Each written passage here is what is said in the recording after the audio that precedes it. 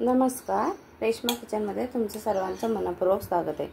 आज आपण ना मस्त अशी बेसनची भुर्जी पाहणार आहोत। ती कशी बनवायची ते पाहणार आहोत। रेसिपी आवडली लाईक करा, शेअर करा, सबस्क्राइब नसेल केलं तर सबस्क्राइब करा। सबस्क्राइब केल्यानंतर जे शेजारी बेल आयकॉन चिन्ह असतं त्याच्यावरती क्लिक करा, जेणेकरून ज्या रेसिपी मी अपलोड करते त्याचं नोटिफिकेशन तुम्हाला येऊन जाईल।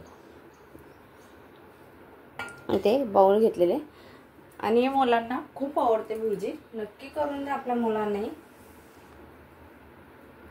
इथे कांदा घेतलेले छोटे असे दोन,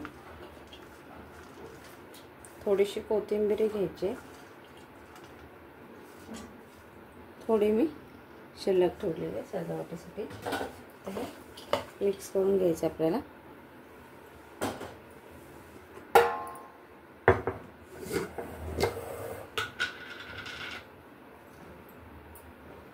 मीठ घ्यायचं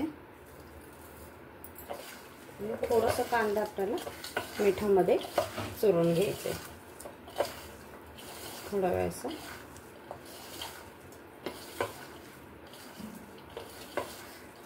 नक्की करून पहा आणि खायलाही छान लागते आणि करायलाही सोपे आहे। तर कांदा पण छान असा चुरून घेतलेला आहे मिठामध्ये। इथे मिरची पावडर तुम्ही तुमच्या आवडीनुसार घ्या, तिखट आहे इथे थोडंसं धने पावडर, गरम मसाला थोडा, जितकं तुम्ही तिखट खाणार असाल तितके तुम्ही तिखट मसाले वापरा। आता हे पुन्हा आपल्याला मिक्स करून घ्यायचे, छान मिक्स करून घ्यायचं आपल्याला। आणि इथे एक छोटी वाटी भरून मी बेसन घेतलेले आहे, इथे मिक्स करायचं। पाणी घ्यायचं आणि पातळ असं आपल्याला भिजवून घ्यायचं, जास्त पातळ नाही।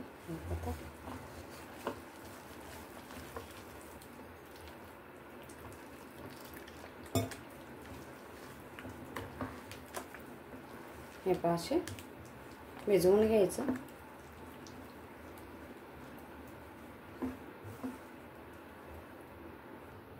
तवा मी गरम करून घेतलेला आहे। आता त्याच्यावर आपल्याला तेल सोडून घ्यायचं आहे। एक पळी भरून छान मोठी अशी मी तेल घेतलेले,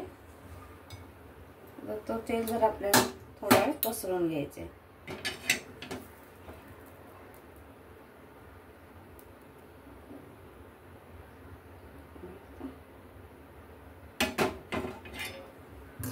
जे भिजवून घेतलेलं बेसन आहे कांद्यामध्ये मिक्स केलेलं, याच्यामध्ये ओतून आपल्याला ज्याप्रमाणे आपण पोळी करतो त्याप्रमाणे पसरवून घ्यायचे आपल्याला सगळीकडे।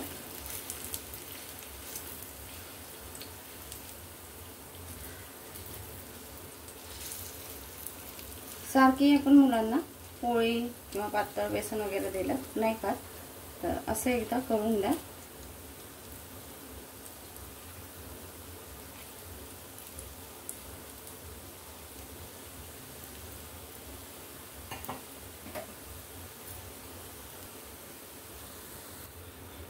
आता चमच्याने आपण हे मिक्स करून घेणार।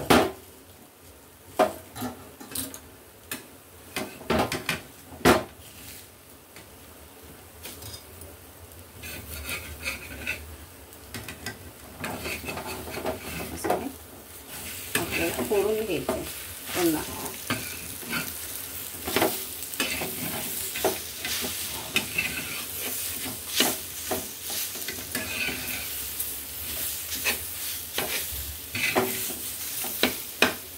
एक साइड थोडीशी आपल्याला शेकून घ्यायची आणि नंतर हे फोडायचं।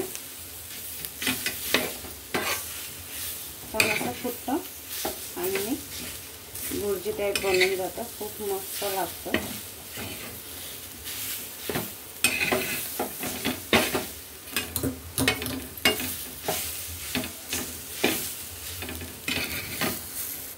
तुम्हाला लागलं तर तुम्ही तेल वापरू शकता थोडंसं। इथे आता आपल्याला असं पसरवून घ्यायचं आणि झाकण मारून आपल्याला थोडा वेळ चांगलं त्याला आतपर्यंत छान असं बेसन शिजवून घ्यायचं.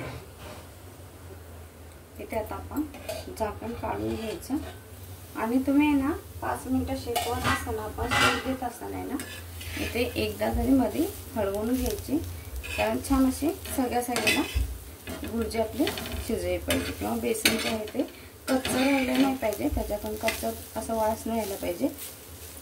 इथे आपली भुर्जी छान अशी खमंग तयार आहे.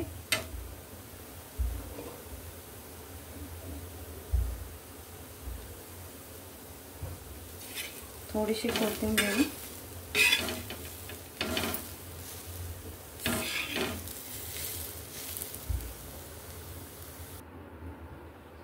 भुर्जी आपली तयार आहे. कशी वाटली नक्की सांगा, करून पहा. व्हिडिओ पूर्ण पाहिल्याबद्दल खूप खूप धन्यवाद.